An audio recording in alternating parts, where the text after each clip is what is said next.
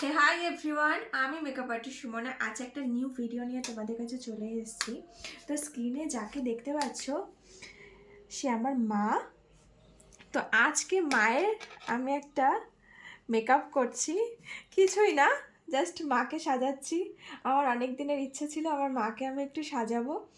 তো দেখা যাক মাকে আমি কি লুক দিতে পারি। আর তোমরা কমেন্টে জানাও কেমন হচ্ছে পুরো লুকটা।